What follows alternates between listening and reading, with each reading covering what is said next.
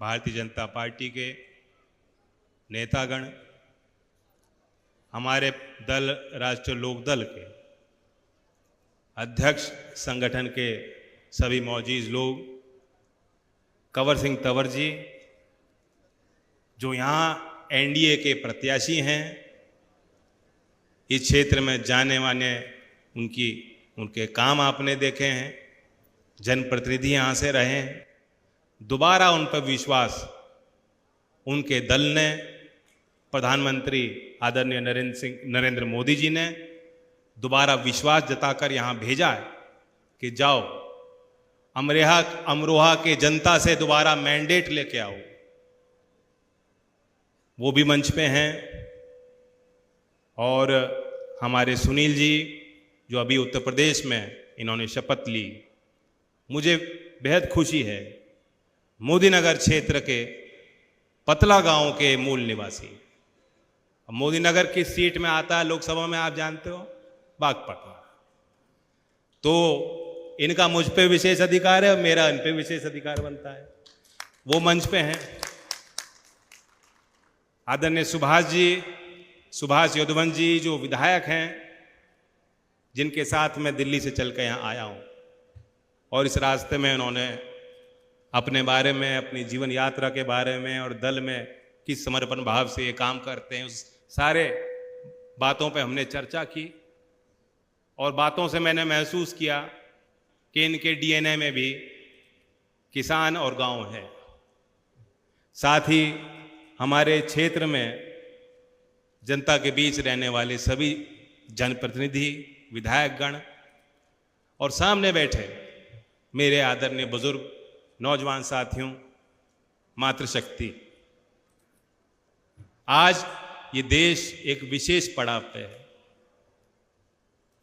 और देश भर में एक अप्रत्याशित राजनीतिक माहौल है। दो बहुमत के साथ दो पूरे टर्म 10 साल देश में सरकार देने के बाद तीसरी बार एनडीए की सरकार, और आप देखिए कि कितना आत्मविश्वास चाहिए कि जो तीसरी बार मैंडेट देश से मांग रहे हो, उन्होंने नारा कोई कमजोर नहीं दिया है, लक्ष्य कोई छोटा नहीं तय किया, कहा 400 पार। ऐसे सरकार को, देश को नेतृत्व देने वाले आदरणीय प्रधानमंत्री नरेंद्र मोदी जी ने पिछले 10 साल में सब समाज में अपनी पैठ बनाई है।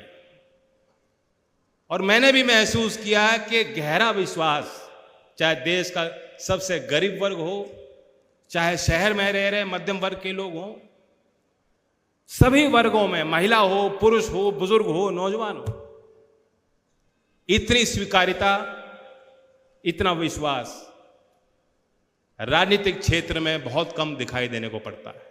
और इस देश के इतिहास में बहुत कम ऐसे लोग उस मुकाम, उस स्तर पे पहुंच पाए हैं और जिन्होंने काम किया। उनमें से एक आज हमारे देश के प्रधानमंत्री हैं। और इस बात को कहने में मुझे गर्व होता है। और मैं जानता हूं कि अमरोहा के लोगों को बेहद प्रसन्नता और खुशी हुई कि ये वो सरकार है जिसने धरती पुत्र चौधरी चरण सिंह जी को देश में सबसे बड़ा गौरव और सम्मान भारत रत्न देने का काम किया। एक सवाल उठता है, इससे पहले सरकारों ने क्यों नहीं किया? और मैं जानता हूं, मैं ये मानता हूं कि देश में अगर कोई है जो सबसे ज्यादा मेहनत करता है, वो देश के खेत में काम करने वाला किसान है, गांव में रहने वाला मजदूर है। ये जो पुलिसकर्मी यहां खड़े हैं, ये भी गांव से निकले हुए हैं। सरकारी तंत्र में शामिल बहुत अधिकारी, कर्मचारी सब मेहनत करते हैं। इनकी ड्यूटी भी शायद सबसे कठिन है। और मैं ये जानता हूं कि ये जिस वर्ग की बात मैं कर रहा हूं, हम लोगों के मन में बहुत समय से टीस थी कि हमारे इन जड़ों को मजबूत करने वाले जो लीडर निकल के आए, जिन्होंने देश में अपना स्थान बनाया, जो देश को दिशा देने का कार्य उन्होंने किया, और जिनमें चौधरी चरण सिंह को हम सबसे ऊपर मानते थे। क्यों नहीं उनको देश के इतिहास में वो स्थान दिया जाए, आने वाली पीढ़ियों को बताया जाए कि आप जैसे व्यक्ति छोटे से गांवों में पैदा हुए, छोटे पाठशालाओं में पढ़कर, पढ़ाई कर कर, वकालत कर कर, आजादी स्वतंत्रता संग्राम में कूदकर, 2.5 साल जेल में रहकर, जब देश आजाद नहीं था उसकी कल्पना करना, गांव की तस्वीर बदलने की जिन्होंने जद्दोजहद की, जो बैठ बैठ के नौजवानों जो गांव से आते थे उनको बताते थे कैसे उनको जीवन में अपने आप को बेहतर बनाना है, जिन्होंने देश में आज सभी दलों में बड़े बड़े नेता हैं, उनकी राजनीतिक शुरुआत चौधरी चरण सिंह जी ने की। आपके सहयोग और आशीर्वाद से, देश के गरीब लोगों के विश्वास से।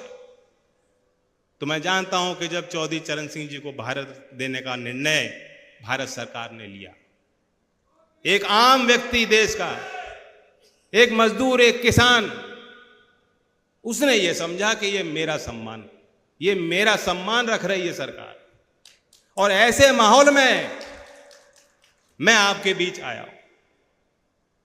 ये भी सही है, लोकदल के लोग अच्छी तादाद में हैं। 10 साल हमने खूब संघर्ष किए, कोई कमी नहीं छोड़ी। भाजपा के नेता भी मानते हैं इस बात को। जो विपक्ष की भूमिका है उसे लोकदल ने बेखूबी निभाई, लेकिन मेरी कुछ जिम्मेदारी बनती है कि नहीं बनती। मैं जब लोगों के बीच जाता था, लोग कहते थे मुझे कि लोकदल विपक्ष की भूमिका तो अच्छा अदा कर रही है, लेकिन विपक्ष बेहद कमजोर हो रहा है देश भर में, विपक्ष मजबूत होना चाहिए। तो मैंने मन ही मन सोचा, ये जो लोग जिनसे मैं बात कर रहा हूं, ये चाह रहे हैं विपक्ष मजबूत होना चाहिए और हम लोग हमेशा विपक्ष में रहने चाहिए। समझ रहे हो? उन्होंने ये नहीं कहा कि सरकार मजबूती से काम करे और सरकार में आप आइए। विपक्षी पार्टियों को जो सपोर्टर और वोटर है, जो धरातल पे रहता है, वो कहता था साहब तुम लोग और मेहनत करो ताकि विपक्ष मजबूत हो जाए। लेकिन किसान की अगली कौम, अगली पीढ़ी, उनकी सिर्फ ये जिम्मेदारी नहीं है कि वो सड़क पे बैठे और आंदोलन करेंगे और सवाल करेंगे। वो फैसले भी ले सकता है किसान। सरकारी दफ्तर में बैठने लायक है किसान का बेटा। देश के राजनीतिक गद्दी में विराजमान होकर देश को दिशा देने का काम किसान कर सकता है। और जो काम पहले चौधरी चरण सिंह जी ने खुद किया, इतने बेहतरीन शासक के तौर पे उनको देखना हमें चाहिए। ये तो सब लोग जानते हैं कि चौधरी चरण सिंह जी किसानों के लिए, गांव के लिए बहुत कुछ करते थे और उन्होंने किया। और उन्होंने जो नारा दिया था कि देश की खुशहाली का रास्ता खेत और खलियान से होकर गुजरता है, उसकी गूंज आज भी प्रत्येक राजनीतिक मंच से वो बात रखी जाती है और उसकी गूंज का प्रभाव गांव-गांव तक जाता है। लेकिन चौधरी साहब का प्रभाव हमारे जीवन के आज भी हर क्षेत्र में आपको दिखाई पड़ता है। नाबार्ड की स्थापना उन्होंने की। मैं पुलिस कर्मियों की बात कर रहा था। पुलिस रिफॉर्म, पुलिस सुधार एक बड़ा प्रश्न है, बड़ी चुनौती सभी सरकारों के सामने। देश में पहला राष्ट्रीय पुलिस आयोग का गठन जब चौधरी साहब गृह मंत्री थे तब हुआ। पंचायती राज मंत्रालय कोई था ही नहीं। आप जहां जहां सोचेंगे, जहां जहां देखेंगे, वहां आपको पता लगेगा कि यहां शुरुआत, इस जो विजन है जो आज हमें दिखाई दे रहा है, वो बीज रखने का काम उस समय हुआ। चौधरी साहब बड़े उद्योगों के खिलाफ जरूर थे। वो नहीं चाहते थे कि देश की बागडोर चंद लोगों और घरानों के इर्द गिर्द रहे। वो चाहते थे देश की बागडोर गांव में जो काम करता है, जो मेहनत करता है, उसके हाथ में होनी चाहिए। वे कुटीर उद्योग की वकालत करते थे। अब वो कुटीर उद्योग की जो परिभाषा उस समय गांव देहात के काम की जो परिभाषा वो करते थे, आज के मॉडर्न युग में आप देखेंगे क्या है? MSME, micro small medium enterprise जिसे कहते हैं, छोटे उद्योग, आज रोजगार सृजन के क्षेत्र में रोजगार देने का जब मौका आता है, जब ये सवाल उठता है कि बेरोजगारी, इस चुनौती से कैसे पार पड़ेंगे हम लोग, तो जितने छोटे काम, छोटे व्यापार, छोटे कारखाने, छोटे उद्योग को आप बढ़ावा दोगे, सबसे ज्यादा रोजगार वहीं पैदा होगा। अब एआई का जमाना है, बिग टेक्नोलॉजी आ गई। ऐसे जमाने में जब विदेशों से निवेश होता है, पूंजी निवेश, और जो घरेलू जो उत्पाद करने वाले जो कंपनियां होती हैं, सब धराशायी हो रही हैं के बाद एक, उन सबको खरीदा जा रहा है। ऐसे समय पे हमें याद करना चाहिए कि उस समय, उस दौर में चौधरी साहब कहते थे कुटीर उद्योग, और आज इस देश की वास्तविकता है कि 10 साल में आज जो सरकार चल रही है, ये उनका प्राथमिकता ये रही है कि एमएसएमई को हम बढ़ावा कैसे दें। और मैं आपको आंकड़ा देता हूं कि 2014 में एमएसएमई का जो बजट था मंत्रालय का, वो 3,300 करोड़ था, और 2023-24 का केंद्र सरकार का जो बजट अभी हुआ है, उसमें वही आंकड़ा 22,138 करोड़ तक चला गया। ये देश में 6.5 करोड़ ऐसे कंपनियां हैं, उद्योग हैं जो एमएसएमई कहलाई जाती है, 6.5 करोड़। उसमें से आधे से ज्यादा गांव देहात में हैं। अकेला उत्तर प्रदेश में 96 लाख एमएसएमई है, छोटे काम, छोटे उद्योग। और मैं ये मानता हूं कि लोकदल की भी यही सोच है। हम लोग एनडीए में अब आ गए हैं और सरकार आपके आशीर्वाद से बनेगी, तो उन्हीं छोटे कारखाने चलाने वाले लोग और जो उनमें काम कर रहे हैं, जो कामगार, उनके हितों के लिए, जो मजदूरी कर रहे हैं उनके हितों के लिए, उनको संरक्षित रखने के लिए, उनको बढ़ावा देने के लिए और महत्वपूर्ण पहल और काम हम लोग मिलकर करेंगे। और मेरे दिल में भी है और मेरे रगों में भी है, तो वो है किसान। क्योंकि मैं जानता हूं कि लोकदल उन्हीं के लिए बनाया गया। मैं देख रहा हूं ये जो खेत हैं, गन्ने का फसल यहां खड़ी है अभी जो देश में नारा चल रहा है राजनीतिक, क्या है, अब की बार 400 पार, इस पे भी तो लागू होगा।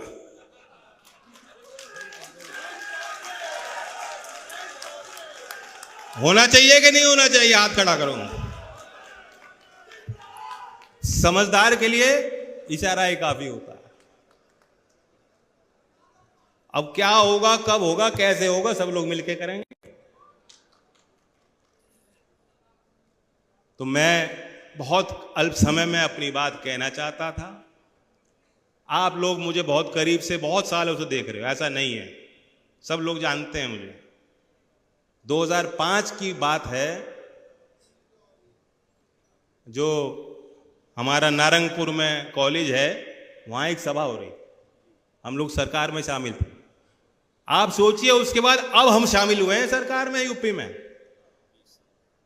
2005 में हम सरकार में शामिल थे, मेरे साथ मंच पे सिंचाई मंत्री थी, और किसानों ने समस्या रखी कि यहां जो है पानी का स्तर गिर रहा है, हम चाहते हैं नहर का विकास हो जाए।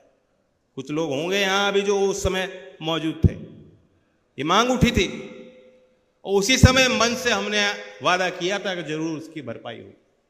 आज उस नहर में जो चौधरी चरण सिंह मध्य फेज 2 नहर परियोजना है, पानी आ रहा है कि नहीं आ रहा? तो लोकदल की जवाबदेही और लोकदल की ईमानदारी आपने देखी है। बीजेपी की आप देख रहे हो। प्रधानमंत्री जी जो बात कहते हैं, पहले लोगों को समझ में नहीं आती, और बाद में जब तस्वीर हकीकत में बदलती है तो लोग कहते हैं वाकई। एक तरफ विपक्ष ये फैसला कर रहा है कि बंटवारे कैसे होंगे, और दूसरी तरफ कार्य पद्धति को आप देखेंगे तो चर्चाएं हैं और रणनीति बनाई जा रही है कि 25 साल बाद देश का स्वरूप क्या होगा।